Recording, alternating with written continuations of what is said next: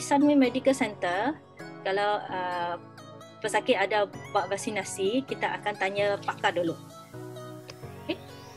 Biasa dia pakar akan membenarkan sebab vaksinasi itu penting.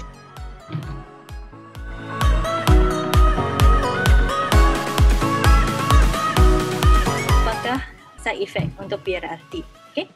So, adakala patient ada rasa muntah masa PRRT, so sekali dengan rawatan ini, pakar akan bagi ubat cegah muntah, anti-vomit. Okay?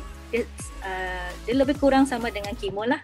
Masa pesakit buat kemoterapi pun biasanya akan bagi ubat untuk cegah muntah. Okay?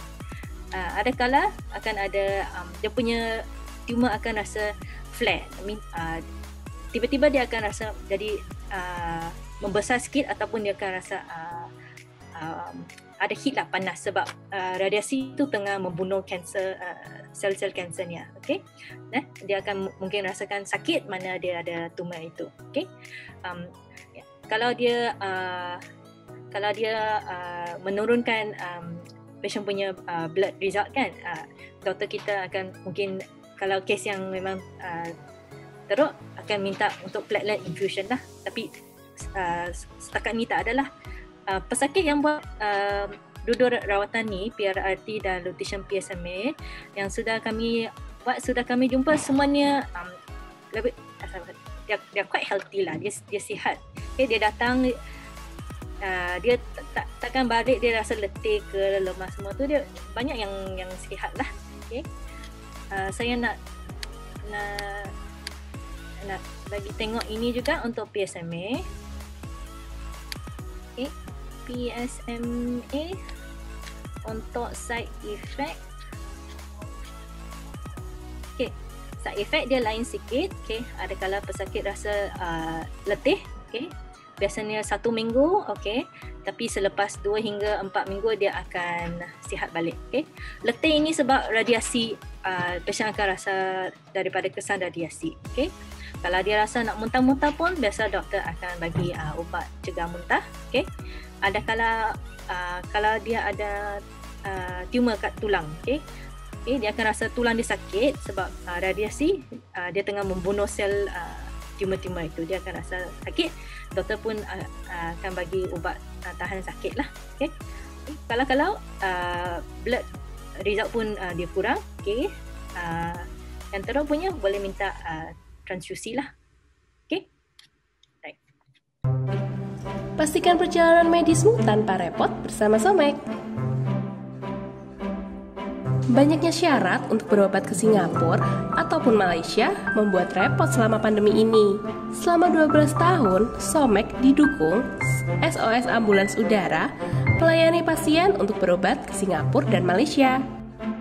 Somek mencarikan dokter spesialis sesuai dengan keluhan kamu. Somek juga akan membantu proses perizinan ke Singapura dan Malaysia. So, tunggu apa lagi? Hubungi tim Somek untuk perjalanan medismu.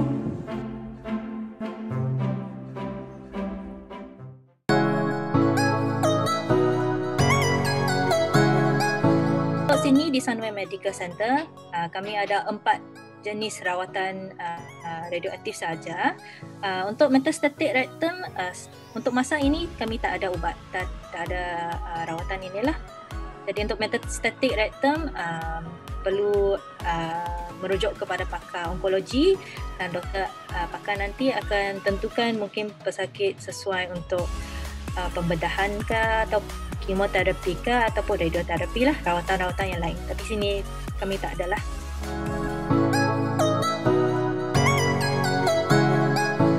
Untuk rawatan nuklear, okay, biasanya kami akan tengok daripada scan dulu. Okay.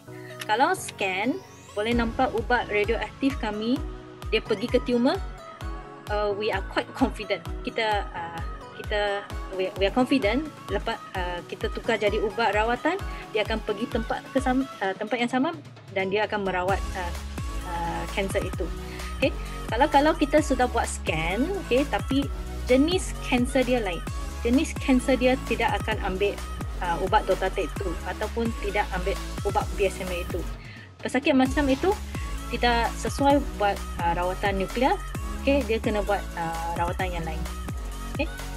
Imunoterapi, ini bukan kepakaran saya, tapi imunoterapi rasanya bukan sesuai untuk semua jenis kanser lah. Okay. And then ada kalanya kalau dalam medical field kami ikut guideline lah. Kalau guideline sudah tulis first line kita cuba ubat mana, second line cuba ubat mana. Imunoterapi ini kena tengok dia adalah dalam which state lah of cancer ataupun which line of treatment lah. Okay. Okay. Which one is cheaper, Miss? Kalau kat Sunway kita tak ada pengubatan sel beku.